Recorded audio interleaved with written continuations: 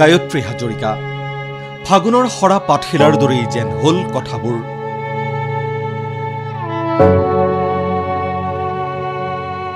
ফাগুনৰ ধুলিয়ৰী সময়ৰ দৰেই ধূসৰ হল জীৱনটো সজীৱ হৈ ৰল মাথো সেই কণ্ঠ সেই মায়াসনা আকুলতাৰে জীপাল কণ্ঠ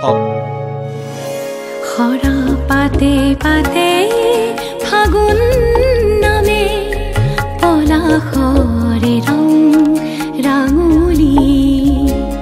বতাহে কানে কানে কলে নহবা উদাস অভিমানী ভাল লাগে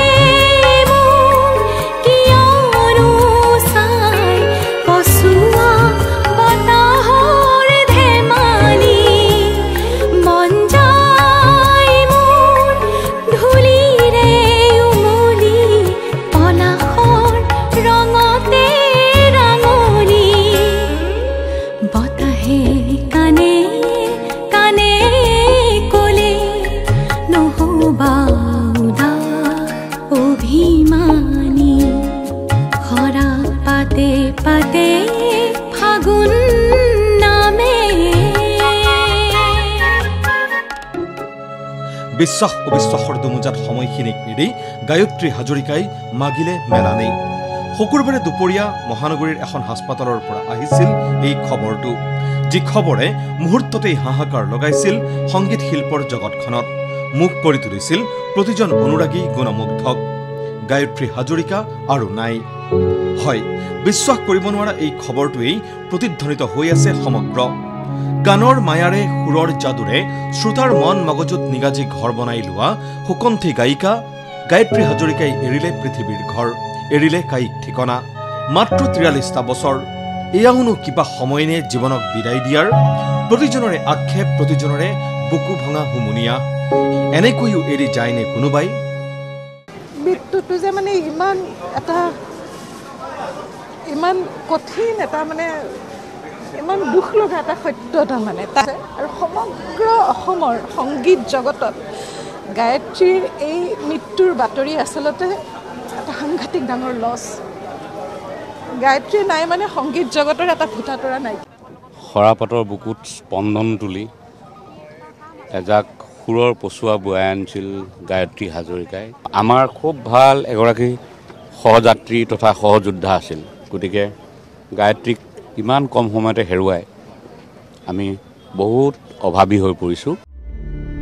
অসমীয়া সুগম সংগীতৰ ধাৰাটোত শাস্ত্ৰীয় আৰু আধুনিক সংগীতৰ চৰ্চাৰে সুকীয়া পৰিচয় গঢ়িবলৈ সক্ষম হোৱা গায়ত্ৰী হাজৰিকাৰ প্ৰথম পৰিচয় যেন আছিল সৰা পাতে পাতে ফাগুন নামে শীৰ্ষক গীতটি গীতিকাৰ কাজল শৰ্মা ৰচিত গীতটোৰ প্ৰতিটো শব্দত সুৰ কণ্ঠ আৰু গায়কীৰ অনন্য পৰিৱেশনেৰে গায়ত্ৰী হাজৰিকাই যি ব্যাপক জনপ্ৰিয়তা আৰু সমাদৰ লাভ কৰিছিল সেয়া একাৰ্থত এক চমক শেহতীয়া শিল্পৰ সময়ত সৰা পাতে পাতে ফাগুন নামে পলাশৰে ৰং ৰাঙুলি বতাহে কানে কানে কলে নহবা উদাস অভিমানী সুৰৰ মায়াৰে অনুভৱক জীৱন দিয়া সেই শিল্পী আজি নিজেই নিষ্প্ৰাণ হৈ নিথৰ হৈ পৰি আছে অনেক শুভাকাংক্ষী আত্মীয় স্বজনৰ চকুপানী কান্দোনৰ মাজত যোৱাকালি আইচিউত লগ পাইছিলোঁ তেতিয়া মাত কথা আছিলে মোক বাইদেউ বুলি সম্বোধন কৰিছিলে হাতখন আগবঢ়াই দিছিলে আজি মাত কথা পোৱা নাই আজি গ'লোঁ এইটো আচলতে যোৱা সময় নহয় ইমান কম বয়সত গৈছে আমি গায়ত্ৰীৰ পৰা আৰু বহুত গীত পালোঁহেঁতেন মানে সেই আফচোচ এটা ক'ৰবাত ৰৈ গৈছে দুখ এটা লাগিছে ইমান কম সময় কিবা সুধিব মন গৈছে ই এক অভাৱনীয় ক্ষতি আজি সঁচাকৈয়ে মানে অসমৰ আকাশত যেন ডাৱৰে ছানি ধৰিছে তেনেকুৱা এটা পৰিৱেশ আমি সঁচাকৈ মৰ্মাহত হৈছোঁ নিষ্ঠুৰ সময়ৰ আঘাতত মুখ হৈ ৰ'ল স্বামী আৰু কণমানি দুই সন্তানো এই সময়ত সান্তনাৰ বাবে নাই কোনো ভাষা সকলোৰে বুকুত মাথো সহ্যতীত বেদনাৰ ৰেখা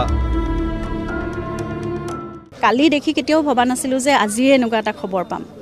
গতিকে কালি শেষবাৰৰ বাবে দেখা পালোঁ আৰু সেইটোৱে কথা আমি কিন্তু নভবা কথা এটা হঠাতে হৈ গানক লৈ পেলাই পৰিকল্পনা ধেৰ আছিল তাইৰ আৰু আটাইতকৈ ভাল লাগিছিলে সংগীত জেউতি বুলি শাস্ত্ৰীয় সংগীতৰ এটি সংগঠন খুলি লৈছিলে বৰ বেয়া লাগিছে আধৰুৱা হৈ থাকিল চব সপোন কৰ্কট ৰোগত আক্ৰান্ত হৈ চিকিৎসাধীন হৈ থকা শিল্পীগৰাকীৰ নশ্বৰ দেহ হাস্পতালৰ পৰা মহানগৰীৰ গীতানগৰৰ বাসভৱনলৈ আৰু তাৰ পৰা নৱগ্ৰহ শ্মশানমুখী অন্তিম যাত্ৰাত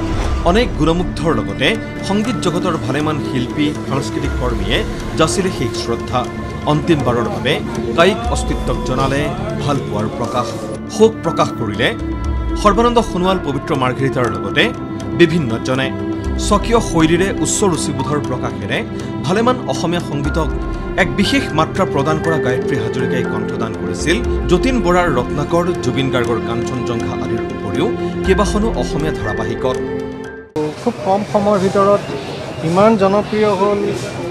কেইবাবাৰো এৱাৰ্ডো পালে সুন্দৰকৈ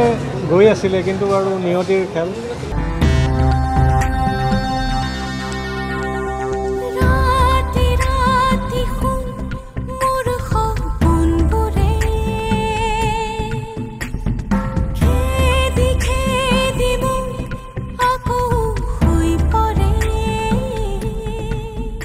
ৰত্নাকৰ বোলছবিৰ ৰাতি ৰাতি গীতটিৰো শিল্পী গায়ত্ৰী হাজৰিকাই লাভ কৰিছিল যথেষ্ট সমাদৰ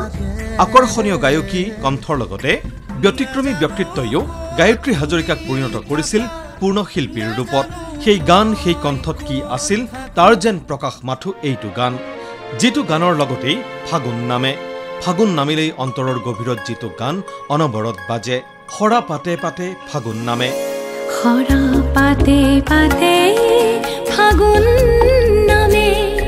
পলাশৰে ৰং ৰাঙুলি বতাহে কানে কানে কলে নহবা উদাস অভিমানী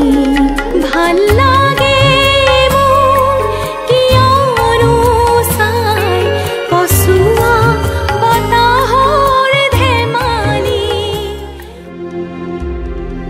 অতি লৰালৰিকৈ বৰ সোনকালেই আপুনি গ'লগৈ ফাগুনৰ সৰাপাত খিলাৰ দৰেই কাহিনী এটি হৈ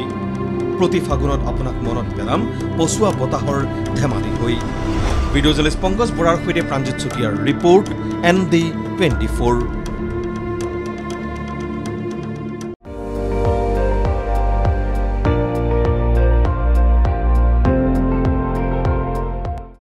আপুনি চাই আছে ND24